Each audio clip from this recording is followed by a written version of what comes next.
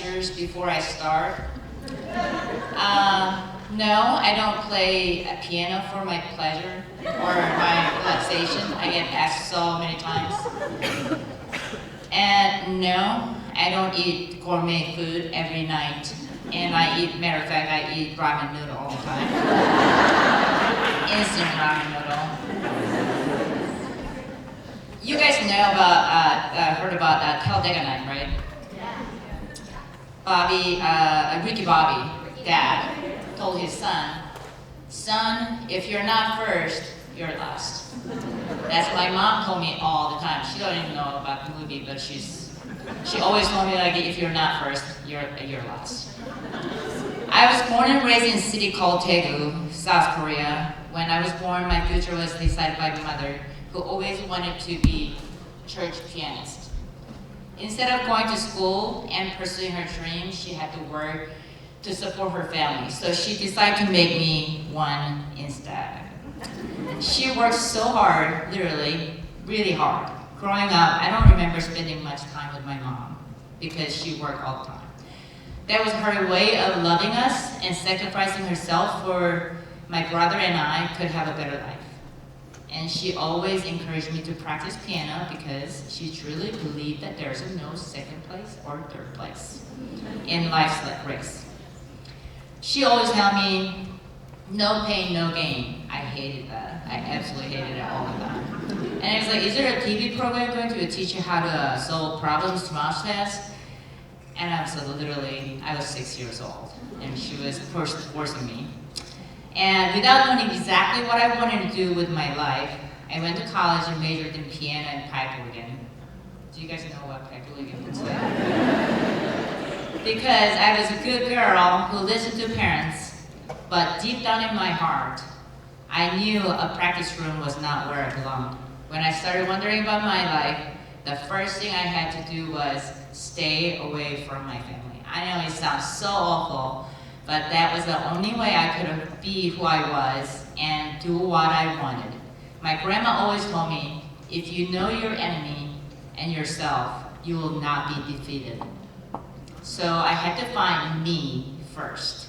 So I decided to go to America, far, far, far away. But why America?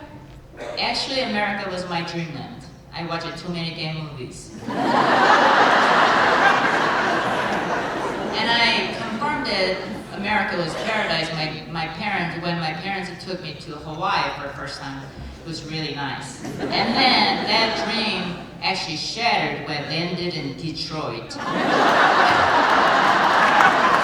my summer exchange program at Michigan State University. That was different. I was like, what the hell? Even though America wasn't how I thought it was, I decided to move to the States to study abroad at Indiana University in Bloomington. I pursued a master's in pipe organ studies because my goal was staying in the States until I can find out what I wanted in my life. Meanwhile, I really fell in love with everything this country offered. So I started thinking about living here permanently. And in order to do that, I have to speak like, I thought that I had to speak like an American. So I started watching TV a lot. Seinfeld, Deja Lives. So I learned my English from George Costanza. Some might say I have a New York accent or something. And Kramer and Bo. Do you know what happened to Bo and Hope? Are they still together? I kind of lost the contact now, so. After Indiana, I then chose to live a fairly normal life, quiet life with my family because I was a good girl who listened to her parents after all. You might call it the American dream, and that was enough for me. But the struggle to find myself never stopped. It was a very confusing time for me until I found myself falling in love with cooking. Making people happy with my food was truly a game changer. I had finally found my passion. Lots of people ask me how and why I decided to start a restaurant. My short answer is because it made sense to me. I know it sounds kind of odd, but to me, making food is like harmonizing. Instead of notes, I now harmonize with ingredients. It really fascinates me whenever I think about how similar these two things are. All those years, piano lesson later helped me develop recipes. It's really funny whenever I think about my mom never let me watch TV. And guess what? I learned all cooking skills and all recipes and how to cook is from Google and YouTube. But running a restaurant, that wasn't my passion at all. I was desperate. I was very desperate. After my divorce, I needed jobs to support myself and kids. I thought I made total sense since I love cooking and I could make money with that way, but I was wrong. When I first opened my restaurant, I struggled because I had no idea how to run a restaurant. I never even worked in the restaurant before, so that was my first time. Absolutely no idea. And then I had to learn everything from scratch, including how to say F words properly. So in order to survive in a commercial kitchen, I had to. I was just like nice little Korean lady who never cussed in her life. Ever. Trust me, I never. Oh, I know there's several things that I thought, that's a lie. Everything was about F. If F this, if not, F not. And then some were some of the worst things. So now I can't even finish my sentence without 3 F's in it. I had learned it from really good teachers in the kitchen. It was hard. Matter of fact, it was brutal. I burned my hand, cut my fingers, like a lot. Because I'm a very clumsy person. I was scared, I was struggled, I questioned myself, and I cried a lot. And I thought through part of the time, I drank a lot too, actually. I think it comes with when you have a restaurant, you're kind of restaurant owner and kind of drinking, kind of same thing, you know. So at one point, I had about $700,000 in debt. That was a depressing time. But I had to be strong because I had so many people who depend on me.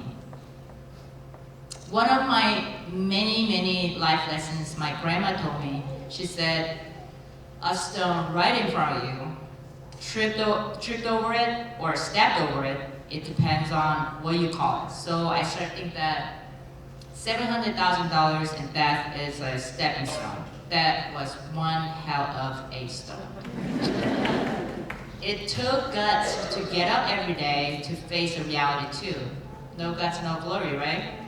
I cooked a lot to pay off all my debts, and it felt great when I finally got a letter from my bank said pay in full.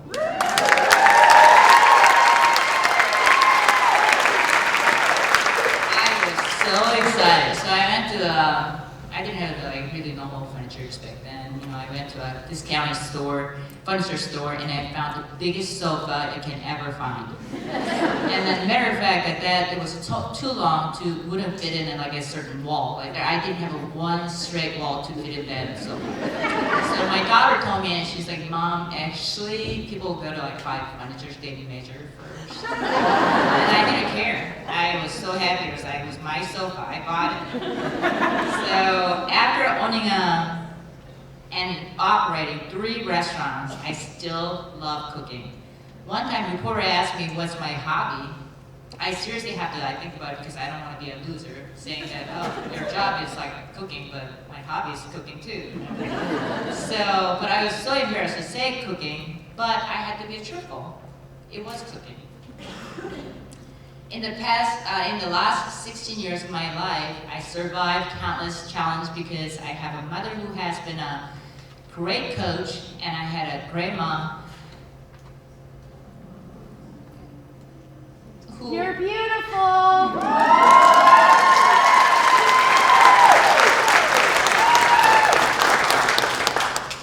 Who was always my diehard supporter. My grandma passed away 2 years ago. She always told me, follow my heart. Go after what I like to do, and money will come after. Well, Grandma, that money didn't come for a while.